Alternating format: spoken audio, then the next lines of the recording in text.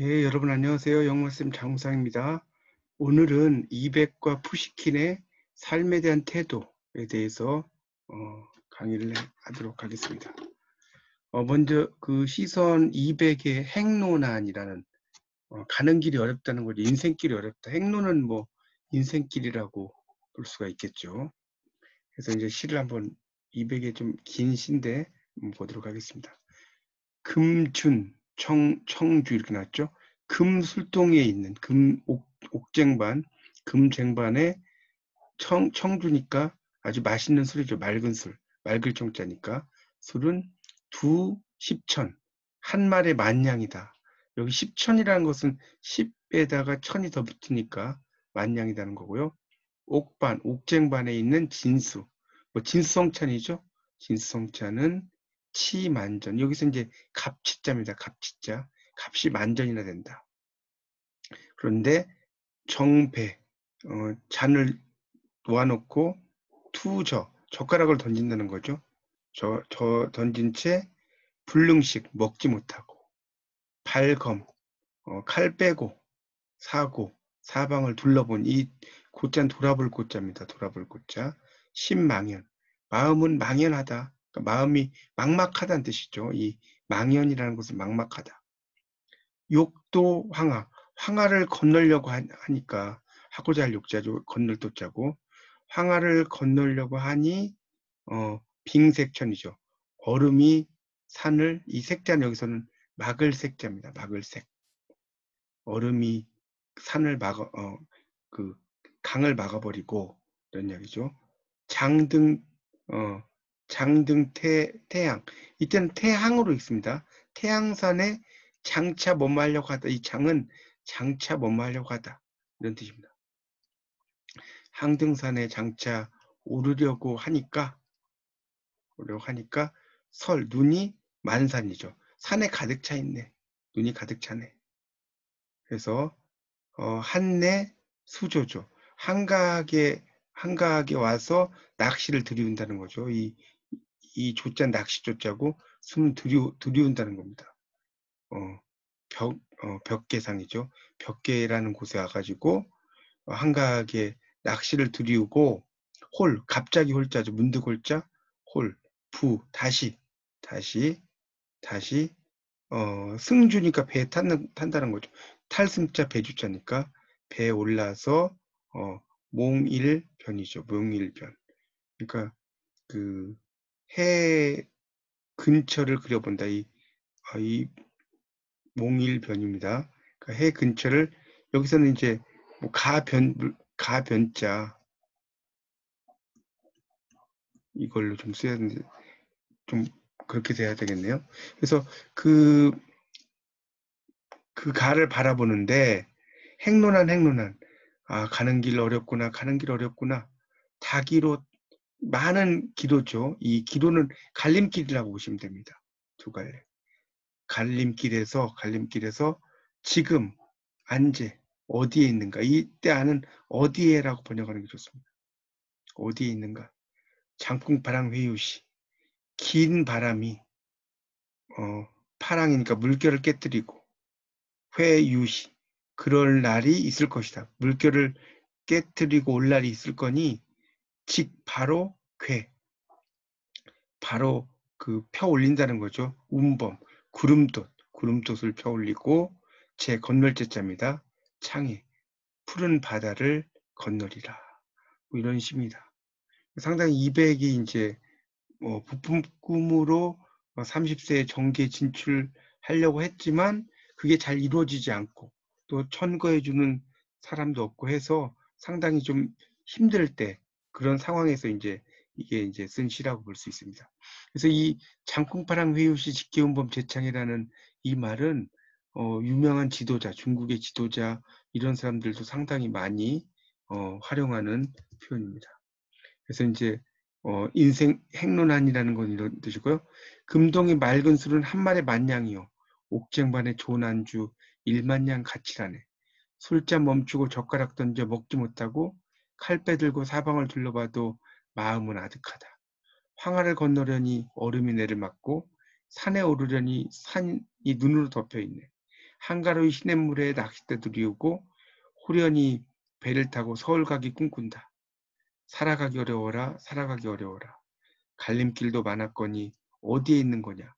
거센 바람 타고 물결 깨뜨리는 때가 오리니 구름도 바로 달고 푸른 바다 건너리라. 라는 시죠. 그래서 이백은 그 어려서부터 상당히 다양한 분야의 독서를 했다고 볼 수 있고요.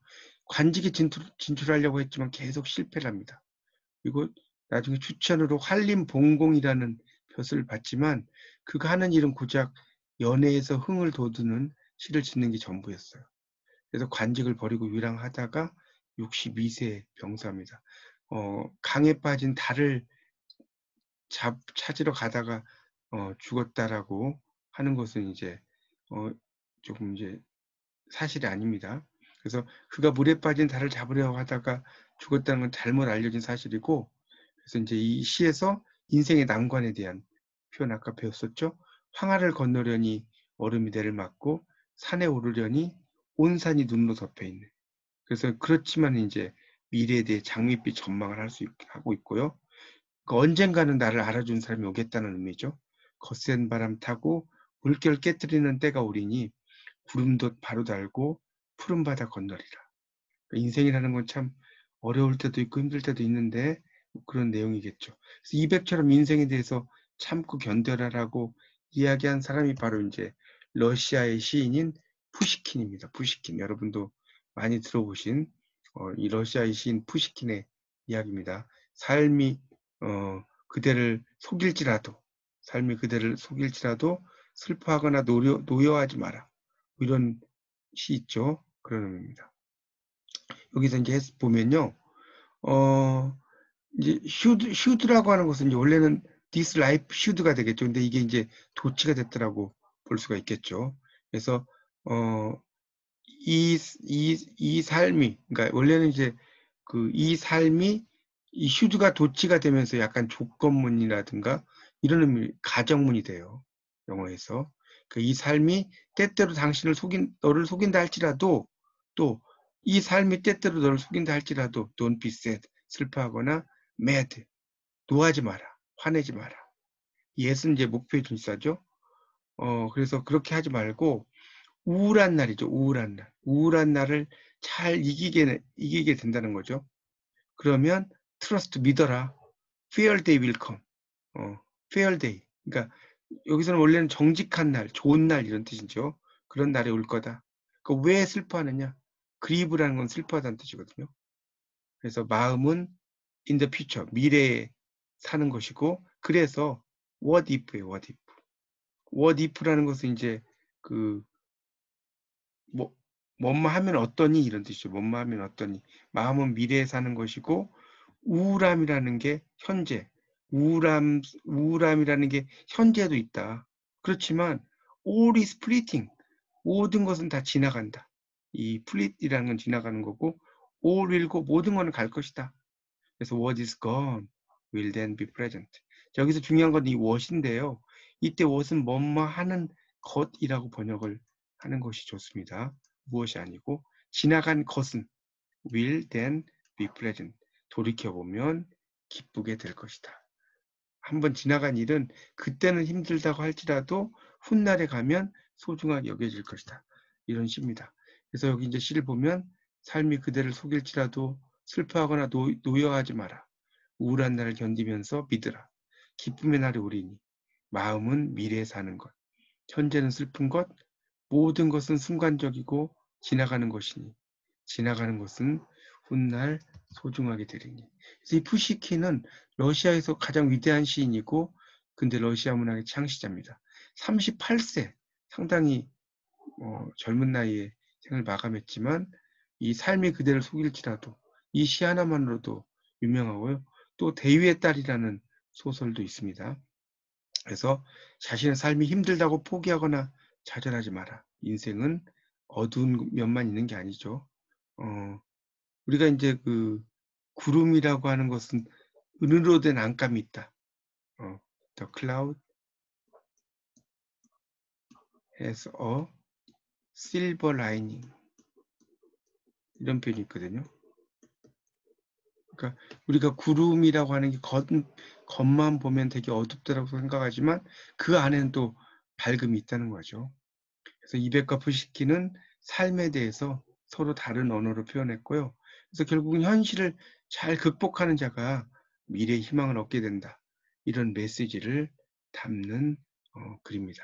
그래서 이렇게 두 개의 어떤 인생에서의 힘듦 이런 상황이 왔을 때 인생을 어떻게 극복하는지에 대한 두 글을 통해서 우리가 또 동양과 서양의 어떤 이야기들, 내용들 이런 걸 공부할 수가 있습니다. 예, 이상 영마쌤 장우상이었습니다. 감사합니다.